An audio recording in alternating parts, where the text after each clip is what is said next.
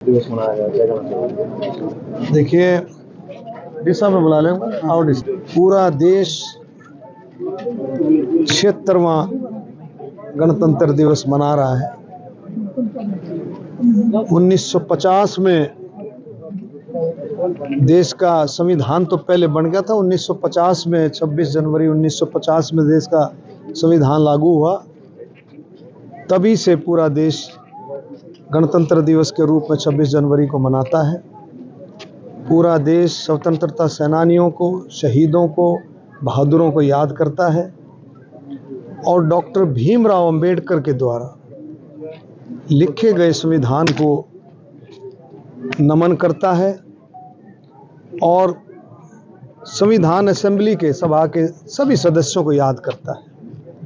आज मैं इस मौके पर सभी को शुभकामनाएं, बधाई देता हूं और आने वाली पीढ़ी के लिए, जो हमारे नौजवान हैं और जो हमारे बच्चे आ रहे हैं, उनके लिए इस तरह के प्रोग्राम जो 26 जनवरी का प्रोग्राम, गणतंत्र दिवस, स्वतंत्रता दिवस, ये उनके लिए एक प्रेरणा है कि जिस तरह से उन स्वतंत्रता सेनानियों ने, उन देशभक्तों ने, शहीदों ने देश को आज़ाद कराने में जो कुर्बानियाँ दी हैं, उनको नमन करते हैं। उनके लिए एक प्रेरणा ये है कि इसको हमें मिल कर के बरकरार तो रखना ही है, लेकिन आने वाले समय में माननीय प्रधानमंत्री नरेंद्र मोदी जी, हमारे मुख्यमंत्री नायब सिंह सैनी जी, उनका संकल्प विकसित भारत, आत्मनिर्भर भारत के सपने को भी सब ने मिल कर के, सभी नागरिकों ने मिल कर के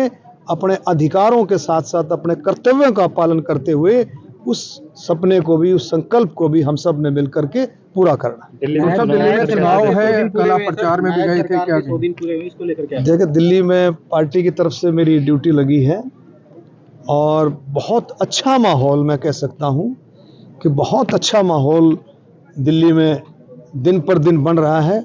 दिल्ली की जनता को अब ये समझ में आ गया है बहुत अच्छे से कि डबल इंजन की सरकार, राज्य में भी केंद्र में भी डबल इंजन की सरकार, ना केवल योजनाएं, जनहित की योजनाएं, मोदी जी ने, आपने सुना होगा, जैपनीज पार्क में अशोक विहार की जो रैलियां हुई आखिरी थोड़े से इलेक्शन अनाउंसमेंट से पहले, और हमारे जेपी नड्डा जी ने, अमित शाह जी ने बिल्कुल क्लियर कट कहा है कि जो योजनाएं चल रही हैं जनहित में, उन योजनाओं को किसी को भी बदला नहीं जाएगा, छेड़ा नहीं जाएगा, लेकिन बल्कि जिन योजनाओं में कहीं भ्रष्टाचार लगता है उनको दुरुस्त किया जाएगा। और उसके साथ साथ केंद्र की योजनाएं, और मैं कहूँगा कि जो डबल इंजन की सरकार का मैं जो बोल रहा था, उसके साथ साथ विकास के रास्ते, दिल्ली देश की राजधानी है, विकास के रास्ते दिल्ली के लिए जो 10 साल से बंद हैं, वो विकास के रास्ते खुलेंगे। नायब सर, 100 दिन नायब सरकार के 100 दिन पूरे हुए हैं, कांग्रेस के नेता कह रहे हैं 100 दिन में कोई भी वादा पूरा नहीं किया है। देखिए,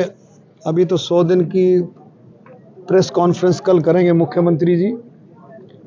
कई तरह के और भी योजनाओं पर जो मोहर लगेगी और डे 1 से, पहले दिन से ही, आप देखिए, पहले दिन से ही माननीय मुख्यमंत्री जी ने जो सबसे बड़ा वायदा, देखिए, सरकार किसानों के लिए, नौजवानों के लिए, महिलाओं के लिए, बुजुर्गों के लिए, हर तबके के लिए, एससी, बीसी, ओबीसी, हर एक तबके के लिए, खिलाड़ियों के लिए, आपके स्वतंत्रता सेनानी, शहीदों के परिवार के लिए, सबके लिए काम करिए। नौजवानों की बात करें तो मुख्यमंत्री बनते ही लगभग 25,000 के करीब नौजवानों को नियुक्ति पत्र देना, ये बहुत बड़ा काम था, ये छोटा काम नहीं था, ये बहुत बड़ा काम था।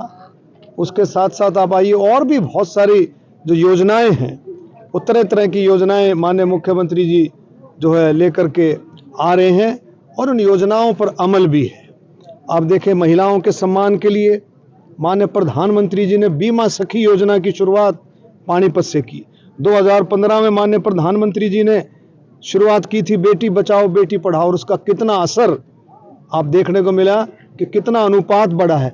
मेरा ख्याल अब 981 के अनुपात के करीब में जो आ गया है, उस समय 800 के करीब में जो अनुपात था, हरियाणा को कितना लाभ मिला।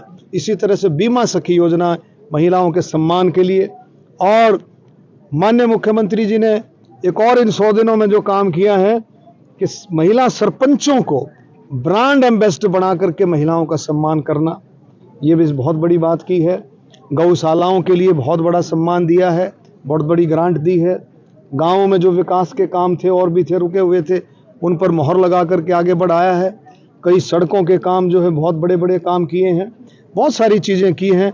मैं अपने डिपार्टमेंट की बता सकता हूं। मेरे कोऑपरेटिव डिपार्टमेंट में इन दिनों में हमने 7 दिन जो है कोऑपरेटिव डिपार्टमेंट का सप्ताह मनाया, सहकारिता सप्ताह मना करके। फिर जागरूकता अभियान की भी शुरुआत हम लोगों ने की, गोहाना से शुरू की है कि लोगों में एक जागरूकता आया कि किस तरह से पैक्सेस बनते हैं, किस तरह से कोऑपरेटिव सोसाइटीज़ बनती हैं, किस तरह से मल्टीपर्पज़ सोसाइटी बनती हैं, जो हमारे नौजवानों को, हमारी बहनों को और उनको ज़्यादा से ज़्यादा लाभ मिले। कांग्रेस पार्टी एक बार दिल्ली में जो है सरकार बनाने का दावा कर रही है।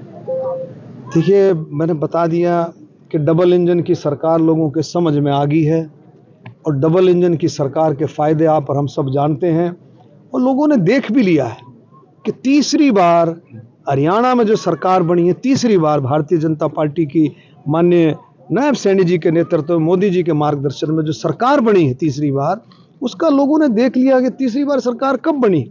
लोगों का विश्वास, लोगों का ऐसा विश्वास कि भी बिल्कुल जो कहा वो किया।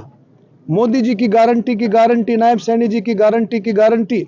इससे पहले माननीय खट्टर साहब ने जो रास्ते दिखाए, पारदर्शिता, ट्रांसपेरेंसी, नौकरियों में ट्रांसपेरेंसी, हर काम में ट्रांसपेरेंसी, ई गवर्नेंस, ये सारे की सारी चीजें लोग हरियाणा से फॉलो कर रहे हैं। अमर उजाला जीवांजलि के सारथी की मदद लें और महाकुंभ में स्नान जरूर करें।